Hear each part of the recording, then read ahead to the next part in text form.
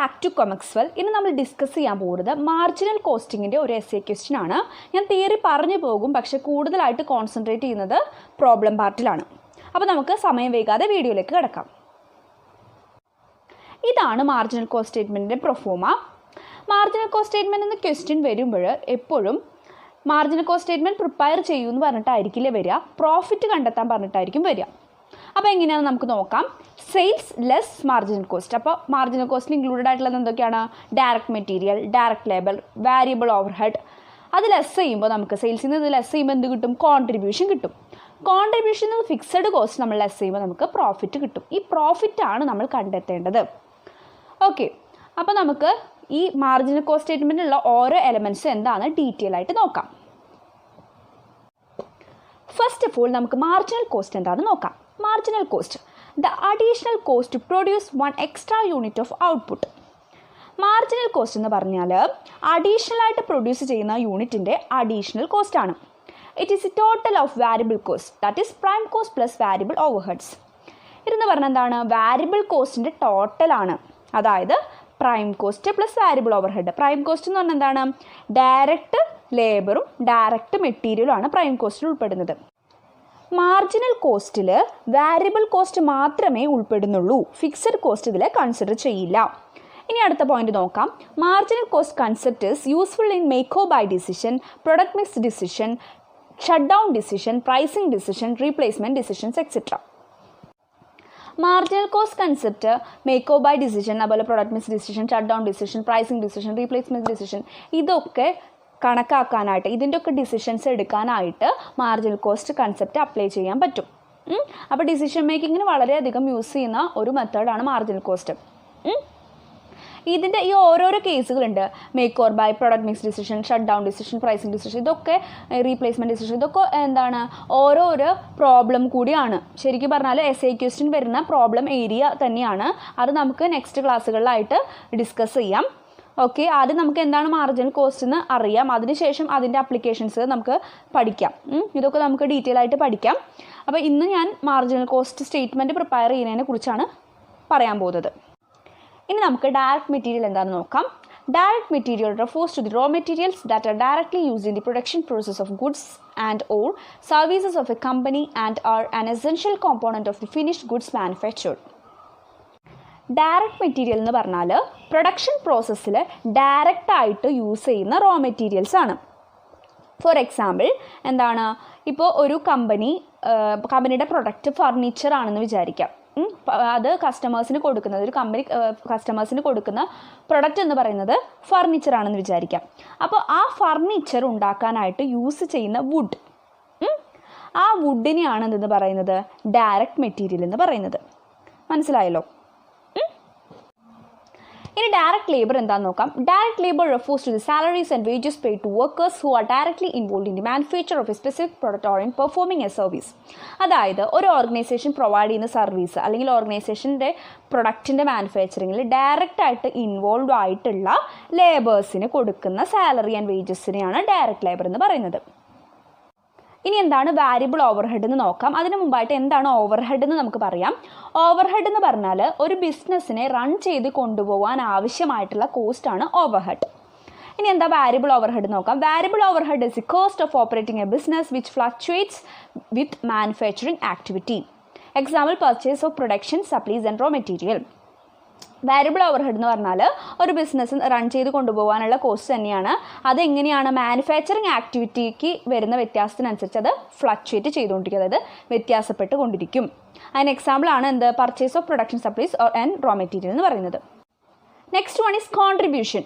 Contribution is a very important concept in marginal costing. It is the basis of decision making and control. It is a profit in marginal costing. It refers to excess sales over variable cost. It is not the final profit, it is the marginal profit.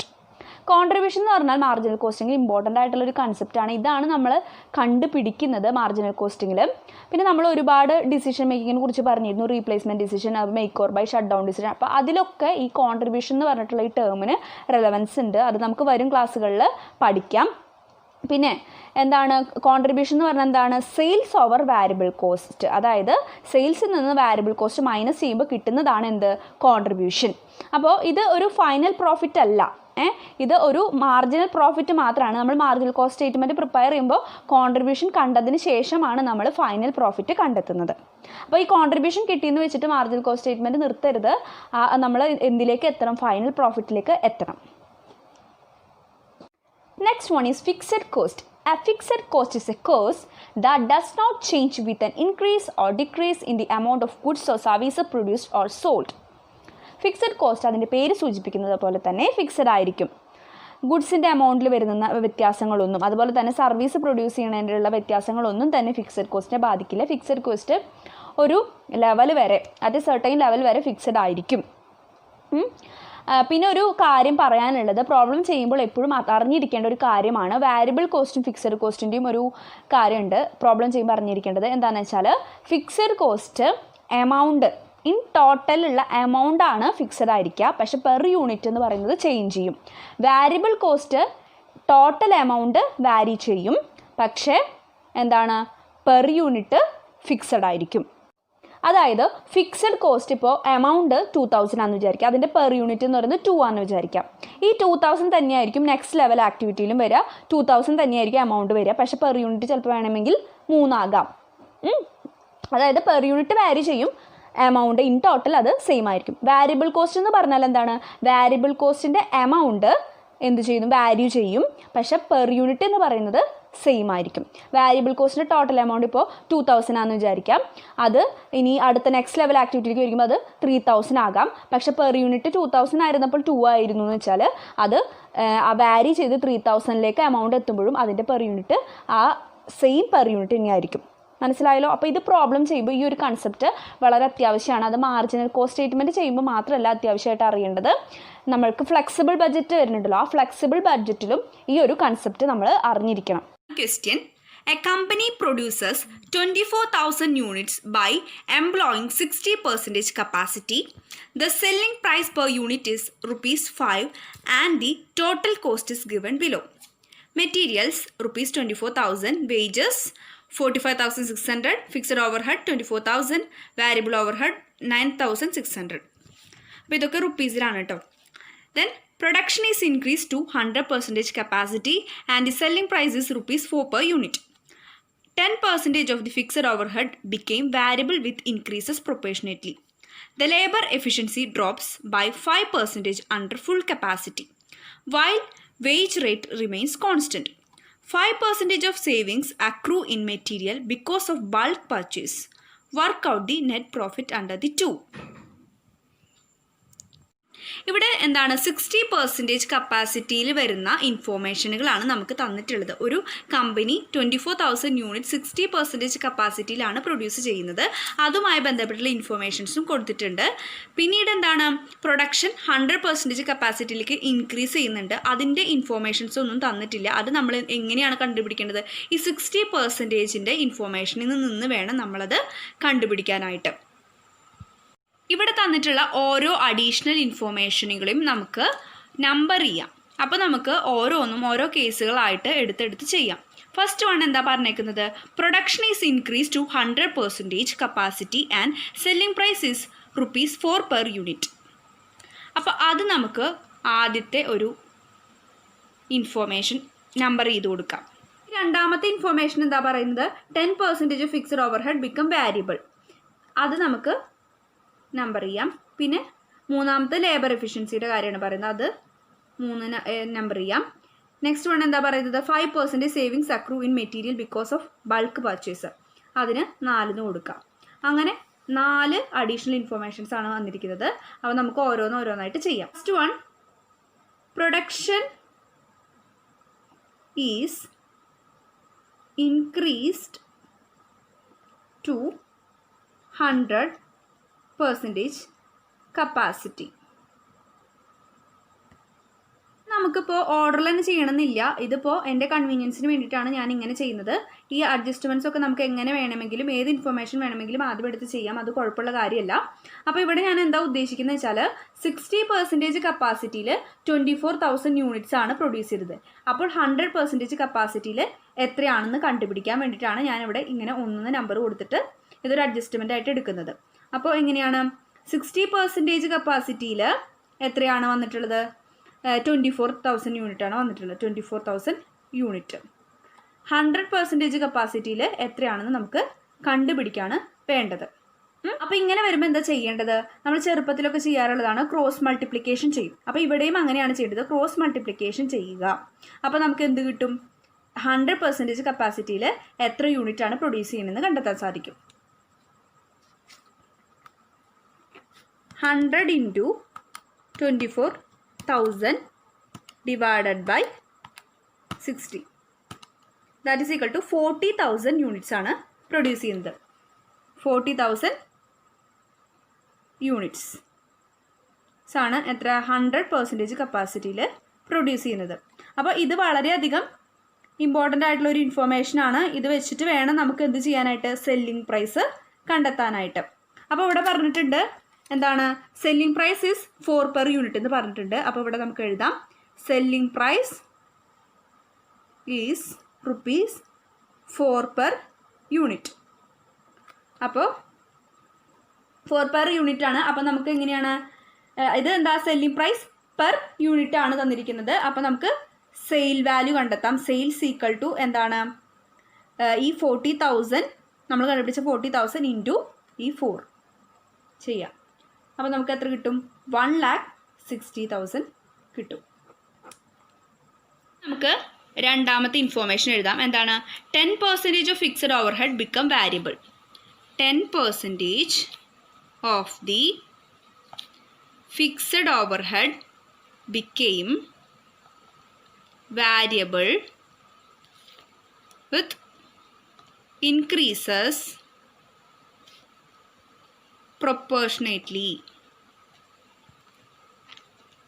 എന്താ പറയുന്നത്? 10% of fixed over head become variable with increases proportionately. അപ്പോൾ fixed over head ആണ് എന്ത്? 10% variable ആയിട്ട് മാറുന്നത്. അപ്പോൾ fixed over ഹെഡിൻ്റെ value എത്രയാണ്? 24,000 ആണ്. അപ്പോൾ നമുക്ക് എഴുതാം 24,000 into 10%. That is equal to 2,400 ആണ്. ഇവിടെ എന്തായിട്ട് മാറുന്നത്? വാരിയബിൾ ആയിട്ട് മാറുന്നുണ്ട്. അപ്പോൾ ബാലൻസ് ഫിക്സഡ് ഓവർ ഹെഡിൽ എത്രയാണെന്ന് നമ്മൾ കണ്ടുവയ്ക്കാം. അപ്പോൾ balance of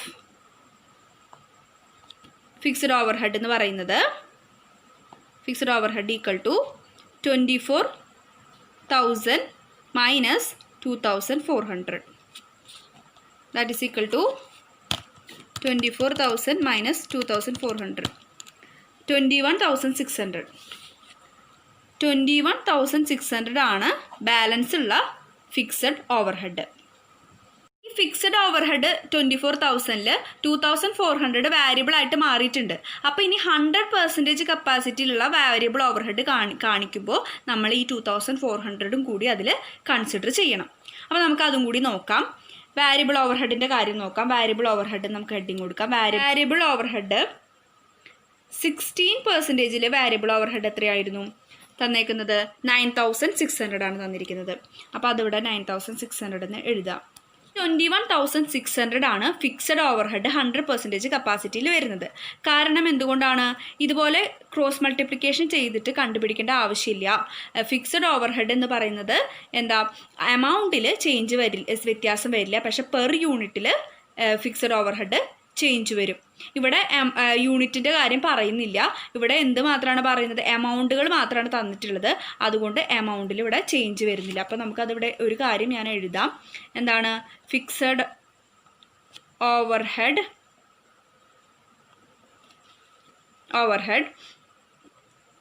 remains same in total but per unit may vary. Per unit ആണെങ്കിൽ വാരി ചെയ്യും. പക്ഷേ ഇൻ ടോട്ടൽ എന്താണ് സെയിം ആയിരിക്കും. ഇൻ ടോട്ടൽ ചേഞ്ച് ആവില്ല, പെർ യൂണിറ്റ് വാരി ചെയ്യും. പക്ഷെ വാരിയബിൾ ഓവർ ഹെഡ് ആണെങ്കിൽ എന്താണ് എന്ത് ചെയ്യും, പെർ യൂണിറ്റ് എന്ത് ചെയ്യും, വാരി ചെയ്യില്ല, പക്ഷെ ടോട്ടൽ വാരി ചെയ്യും. വാരിയബിൾ ഓവർ ഹെഡ് എന്താ 60% എത്രയാണ്, 9600 ആണ്. 100% എത്രയാണ് നമുക്ക് കണ്ടുപിടിക്കണം. അപ്പോൾ എന്ത് ചെയ്യണം, ക്രോസ് മൾട്ടിപ്ലിക്കേഷൻ ചെയ്യണം. അപ്പോൾ എങ്ങനെ കിട്ടാം, 9600 × 100 ഡിവൈഡ് ബൈ 60. 9600 × 100 ഡിവൈഡഡ് ബൈ 60 ചെയ്യുമ്പോൾ നമുക്ക് എത്ര കിട്ടും, 16,000 കിട്ടും.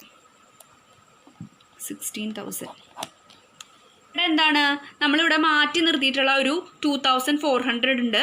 അത് ഫിക്സഡിൽ നിന്ന് എടുത്തിട്ടുള്ളതാണ്. 10% ഓഫ് ഫിക്സഡ് ഓവർ ഹെഡ് ആണ്. അപ്പോൾ അതിൻ്റെയും കൂടി നമ്മൾ കൺസിഡർ ചെയ്യണം. പക്ഷെ അത് അങ്ങനെ തന്നെ എടുത്തിട്ട് ഈ വാരിയബിൾ ഓവർ ഹെഡിൻ്റെ കൂടെ ആഡ് ചെയ്യല്ല വേണ്ടത്. നേരത്തെ ഞാൻ പറഞ്ഞതുപോലെ variable over head in total വാരി ചെയ്യും, പക്ഷെ പെർ യൂണിറ്റ് എന്തായിരിക്കും, സെയിം ആയിരിക്കും. അപ്പോൾ ഇവിടെ എന്താണ് ടോട്ടൽ എമൗണ്ട് ആണ് തന്നേക്കുന്നത്, എമൗണ്ട് ആണ്. അപ്പോൾ ഇത് എന്ത് ചെയ്യണം, ചേഞ്ച് ചെയ്യണം. എന്ത് 100% കപ്പാസിറ്റിയിലേക്ക് ഇതിനെ നമ്മൾ മാറ്റണം. അപ്പോൾ എന്താണ് 60%-ലാണ് ഇത് എത്രയായിരുന്നത്, 2400 ആയിരുന്നത്.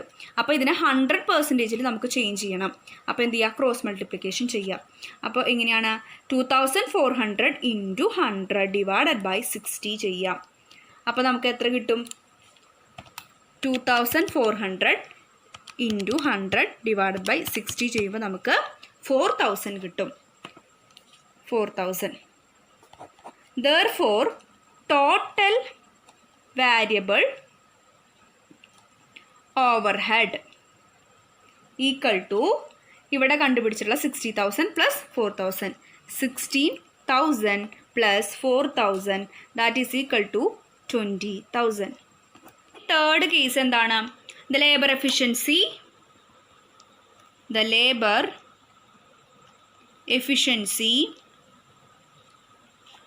drops by 5% under full capacity,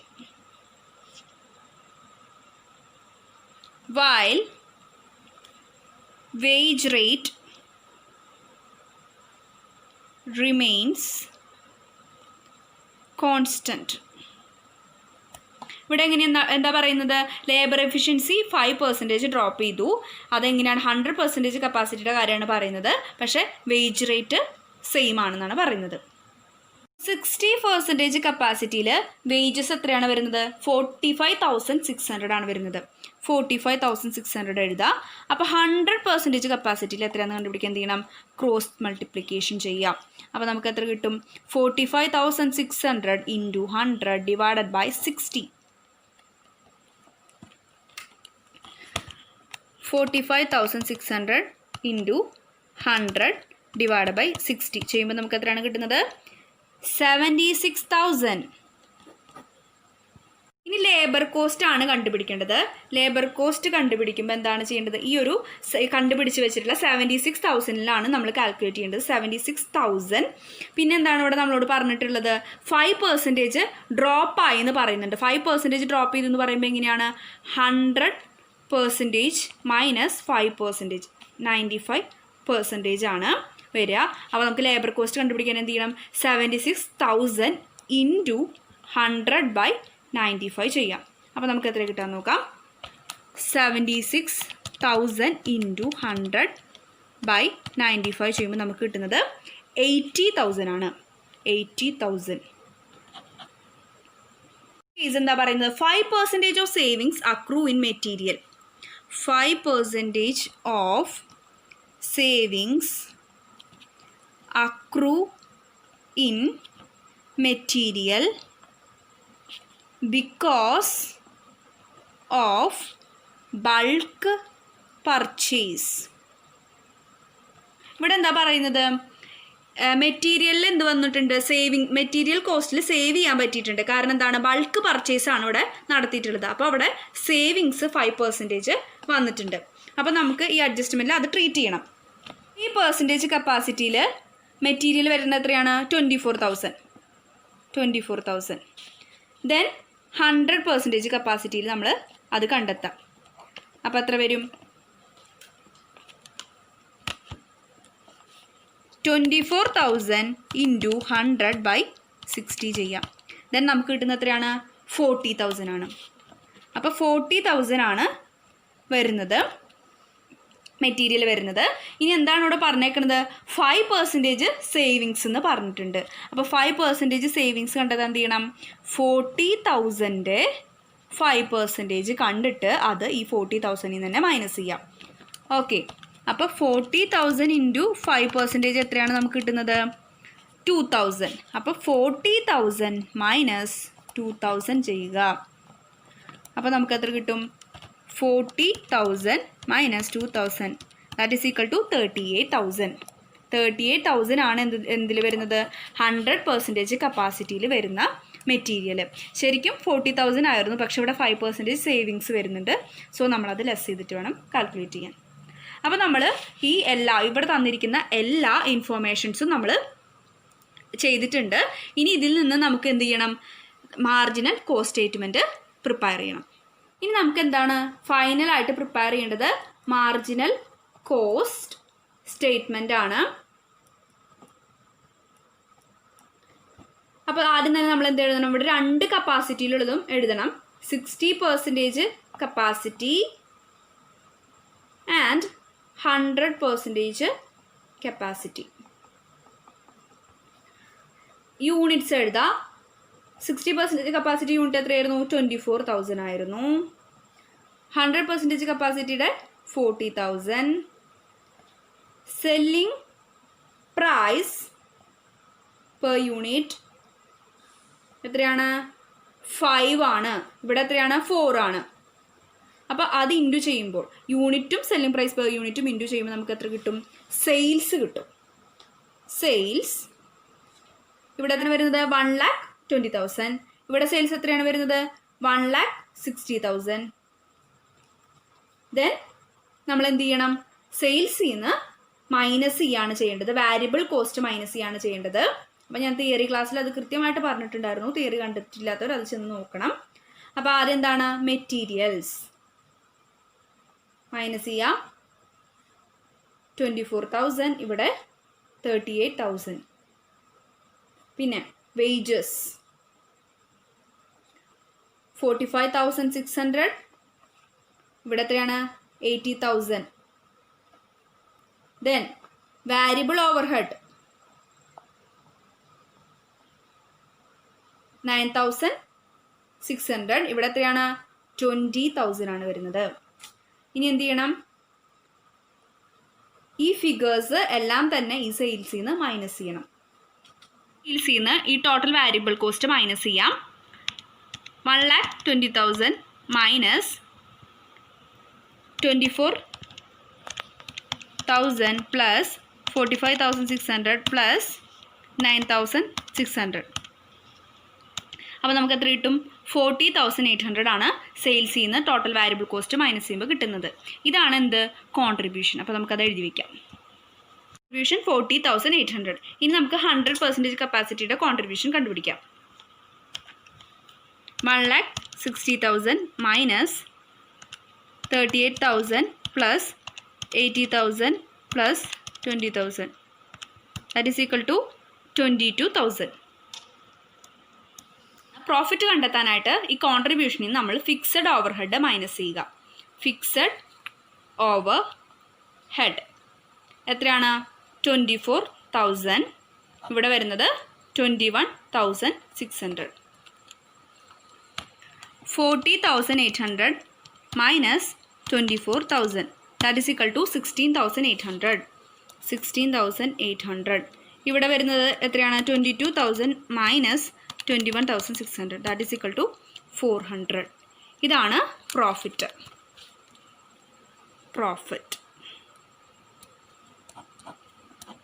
അപ്പോൾ എല്ലാവർക്കും ഇന്നെടുത്ത പ്രോബ്ലം മനസ്സിലായെന്ന് വിചാരിക്കുന്നു. നിങ്ങൾക്ക് ഈ വീഡിയോ യൂസ്ഫുൾ ആയിട്ട് തോന്നുകയാണെങ്കിൽ don't forget to like and comment. പിന്നെ ഫ്രണ്ട്സിനും കൂടി സജസ്റ്റ് ചെയ്യുക. പിന്നെ ആരെങ്കിലും വീഡിയോ സബ്സ്ക്രൈബ് ചെയ്യാതെ കാണുന്നുണ്ടെങ്കിൽ തൊട്ടടുത്തുള്ള സബ്സ്ക്രൈബ് ബട്ടണും അതുപോലെ തന്നെ ആ ഒരു ബെല്ലൈക്കണും ഇനാബിൾ ചെയ്യുക. Okay, bye.